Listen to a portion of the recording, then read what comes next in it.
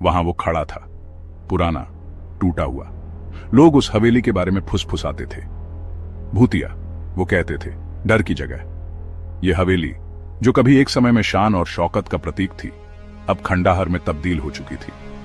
रात के अंधेरे में हवेली की टूटी खिड़कियों से चांदनी छनकर अंदर आती थी और हर कोने में एक अजीब सी सिहरन पैदा करती थी। लोग कहते थे कि यहां रात को अजीब अजीब आवाजें आती हैं, जैसे कोई फुसफुसा रहा हो।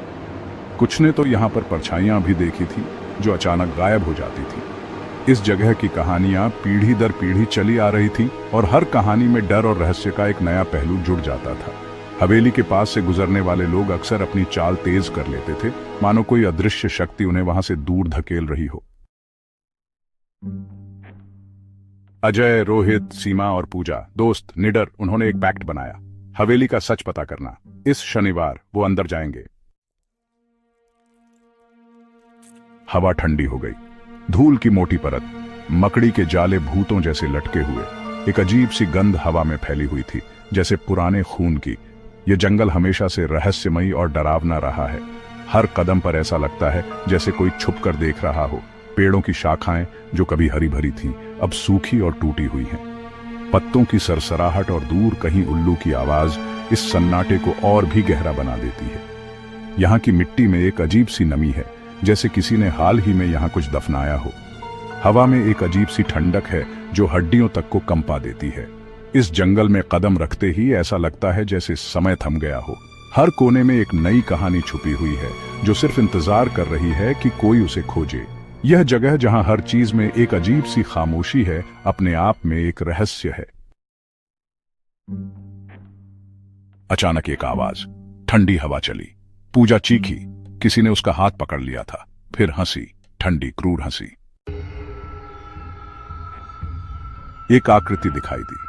वो आकृति धीरे धीरे धुंध से बाहर आ रही थी, जैसे किसी पुरानी कहानी की भूतियां छाया। एक औरत, सफेद कपड़ों में। उसकी पोशाक पुरानी और फटी हुई थी, जैसे सदियों से किसी ने उसे छुआ न हो। उसकी आंखों में एक अजीब सी चमक थी जो अंधेरे में भी साफ दिखाई दे रही थी। उसके बाल लंबे काले थे। वो बाल उसके चेहरे को आधा ढक रहे थे, जिससे उसकी पहचान और भी रहस्यमयी हो गई थी। हवा में उसके बाल लहराते हुए जैसे किसी अदृश्य शक्ति ने उन्हें छू लिया हो। उसकी आंखें लाल चमक रही थीं। वो आंखें जैसे किसी गहरे रहस्य को छुपा रही थीं। उसकी नजरें सीधी सामने देख रही थीं, जैसे किसी को ढूंढ रही हों। वो असली थी। हवेली सच में भूतिया। हवेली के चारों ओर एक अजीब सी खामोशी थी, जैसे समय ने वहां रुककर अपनी छाप छोड़ दी हो। हवेली की खिड़कियां टूटी हुई थीं और दरवाजे चरमराते हुए खुलते थे। दोस्त भागे, डर से भागे। उनके चेहरों पर डर साफ दिखाई दे रहा था। वे एक दूसरे को खींचते हुए अंधेरे जंगल में भाग रहे थे। उनके दिलों की धड़कनें तेज हो गई थीं और उनकी सांसें फूल रही थीं।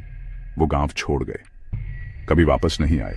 हवेली वैसी ही रही, खामोश, इंतजार करती हुई। गांव में अब कोई नहीं रहता था। हवेली की खामोशी में एक अजीब सी आवाज गूंजती थी, जैसे कोई पुरानी यादें दोहरा रहा हो। हवेली अब भी खड़ी थी, अपने अगले शिकार का इंतजार करती हुई।